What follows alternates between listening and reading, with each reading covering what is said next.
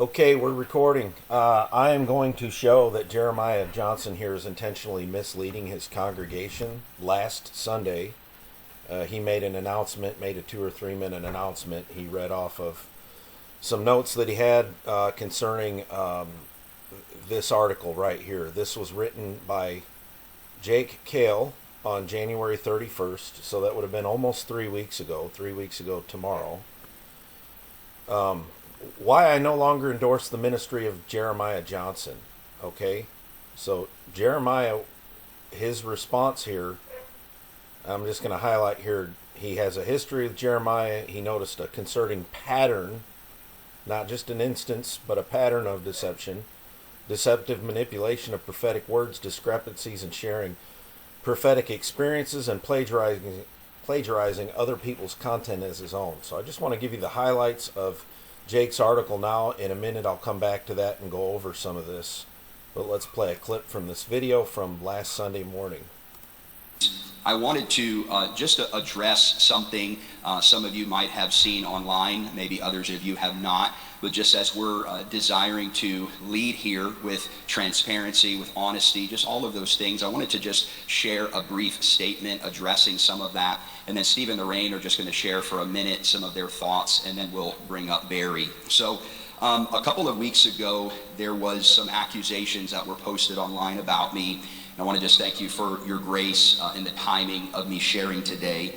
This was posted by a minister who I've been in a relationship with for several years, and to my knowledge, our friendship was in good standing. Okay, I just want to point out, he keeps looking down to the podium because he's reading a statement that's written. So this thing has been thought out. He's not going from the hip here. This is well thought out, okay? Prior to posting online, I received a brief text from him informing me that he would be releasing a statement online, which he immediately did. He did not reach out to me personally to discuss any of this, which was very painful. Okay, so I reviewed for him. I'm going to keep on playing that statement.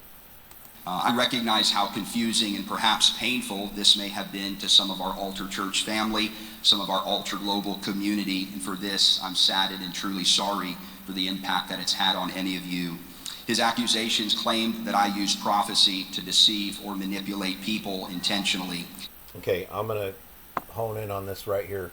Deceive or manipulate people intentionally.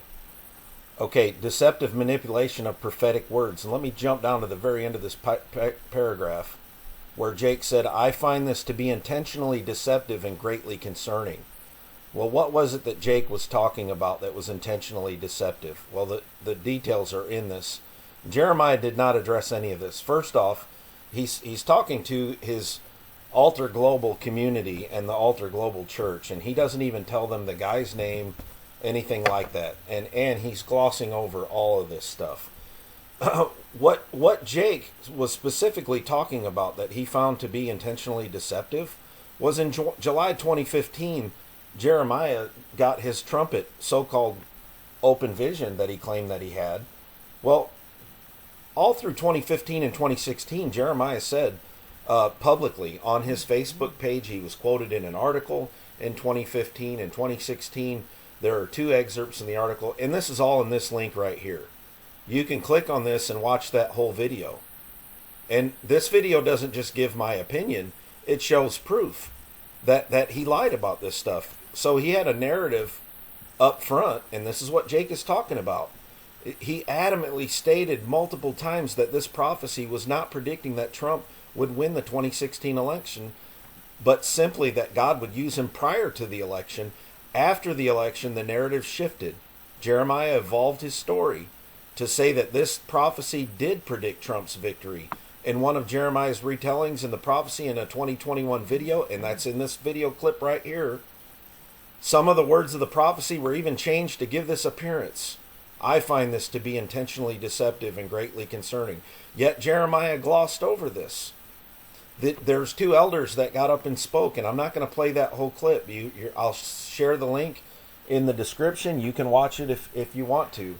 These 2 elders got up, and they evidently did not watch that video. They did not consider the facts presented in that video. It was entirely glossed over. This whole thing was an exercise and manipulation, and I'm saying this is cover up. This is putting the PR into prophecy. Okay, so let me go back to playing that video. There are also claims of the plagiarism. Let me go back to this too. That's in this video here. There's 3 instances of plagiarism. None of it's been properly resolved. He plagiarized his own brother. That's shown in the video. He had an attitude of entitlement that he expressed to his own brother. That's in the video. He plagiarized Loren Sandford. That's in the video. That's shown, almost a whole chapter in a book from Loren Sandford. And I'll add this, Loren Sandford passed away. And I have seen a video of Jeremiah teaching like 8 or 9 years ago, and he attributed it to Loren Sandford in the video. But when he started sharing this in 2023 on Facebook, and then he shared it again in January 2024, he did not credit Loren Sandford. Now, last year in the spring, I clicked on the description in my video to get to that Loren Sandford link. I needed to refer to it to something. I have a printed out physical copy in a folder somewhere, but it was just easier for me to click on it. So last year in the spring, in 2025 sometime, I clicked on that and I saw the article. Let me click on this. I'll show you exactly what I'm talking about. Here's the plagiarism video. I'm just going to pause it. I don't need to play all that. How do I go to the description now? Description here, and it's talking about photo evidence of the Loren Sandford plagiarism. And I can take that, and I'm plugging that in right now. I'm copying and pasting. This page isn't available. It was available last year in the spring. It's not available now. You see that? It was available last year in the spring. Last year, what happened was on Twitter, Mike Winger shared it, I think in April or May. And then September, I wanted to refer to that again. I checked on it, and it was gone. It was gone. So sometime last summer, Jeremiah saw this and either deleted it or made it private on his Facebook page. But where he posted this from Loren Sandford,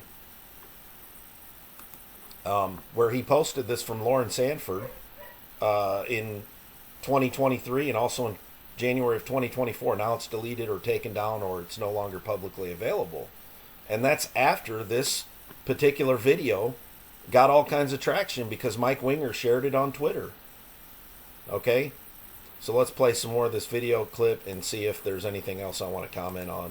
He also referenced past concerns regarding plagiarism. After learning about this post, I immediately brought our elder team here in, our advisors, our deacons, and our staff, and shared a full and honest account of these accusations and provided accountability for my stewardship of them. Additionally, I have invited feedback and perspective from other trusted leaders in the body of Christ. While I acknowledge I have great responsibility in how I recall details of the stories and encounters I share and must steward their response. Okay, now he's talking about details here that he's got to steward right. This is discrepancies in sharing prophetic experiences. Now here, this is Jake Kail's article. Jeremiah claims to have had a visitation from 2 angels at the end of 2018. He has told his story multiple times and written about it in at least 2 of his books, but there are significant discrepancies in telling and retelling of the story. It's not simply that some of the versions fill in more details than other versions. It is that there are contradictions in the story regarding significant details. This is along with the fact that part of the content of that prophetic word appears to have been plagiarized, greatly calls into question the validity of the encounter and the prophetic word. So I'm not going to play this video, but I'm going to click on it and I'm going to show you. There are 7 pieces of evidence in this video. I'll get to the description here. In the judgment of the house of God, that there's a contradiction to his story 700 Club. So there's 1, 2, 3, 4, 5, and one of those is doubled up where there's 2 different clips on the same video. This one right here, this Morning Star Conference.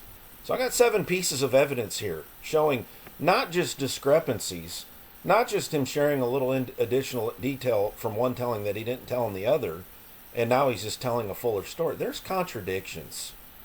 That stuff matters. That stuff is weighty. So I want to just keep this really short. I don't know that I really have too much more to say. All I can say is that those two elders and even the speaker got up and mentioned a little bit about something that was not a reference to any of these 4 links. These 4 videos was a reference to another one. He apparently did not watch that either. But the elders who got up, they're part of the whitewash. Did Jeremiah deceive them?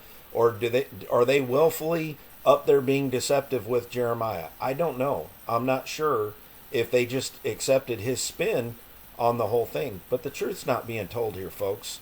The truth is not being told. There's multiple receipts in each one of those videos. And, if he's ever made anything right on any of this stuff, I don't believe it's been properly resolved. I don't think it's been rightly resolved. I just thought of this too. So the prophetic 10 signs of a prophet's profile. This is someone else who shared this on Facebook. This is 2023. I want to show you this though. This is right here, February 27th, 2023. And here's also Jeremiah. He's advertising. He posted 10 signs of a prophet's profile. See again, February 27th, 2023. So even though he deleted or blocked or the ability or unshared it or made it private, the 10 signs of a prophet's profile, he's talking about just hours later, he's getting all these hundreds of emails, and he's actually, I didn't copy the whole thing. He's offering to sell his prophetic thing because he's got this word of the Lord from Loren Sandford. The irony is that he's saying he got this word of the Lord from Loren Sandford to raise up. He's destined to be a father to a generation of prophets, to father a generation of prophets into health and maturity. He said they must. So he's given this supposed prophetic word from Loren Sandford at a time when we can't ask Loren Sandford. There's no proof given of this thing. But in light of name dropping Loren Sandford, he's trying to sell prophetic mentorship. And the irony is he's referring to something where he plagiarized Loren Sandford. I don't think that any of this is in integrity. I really don't. So can I challenge you? Read Jake's article. Click on the links and listen to the links. Look at the proofs. There's receipts in each one of these. I go into depth of detail in each one of these. If there's been something that's been properly, fully resolved, I'm glad to see that and make corrections on this stuff. So, test all things, hold fast to that which is good. I think it's very irresponsible of Jeremiah, very irresponsible of the elders, very irresponsible of the man who was the speaker that day to have glossed over it the way that they did, and they didn't really consider the evidence. There's more than 2 or 3 witnesses in here. And I'll say this last thing. Kail was on good terms with Jeremiah. He wasn't someone who was out to get him. He wasn't bitter of heart. But at some point he came across the evidence and he had to conscientiously consider it. And that's why he wrote the article that he did. That gives more weight to the evidence itself. The fact that he's got a history of being on good terms and having an amicable ministry relationship with him. And now he's saying, look, I've seen this evidence and things are not right. So folks, test all things, hold fast to that which is good, and the grace and peace of God the Father and the Lord Jesus Christ be upon you all. God bless you.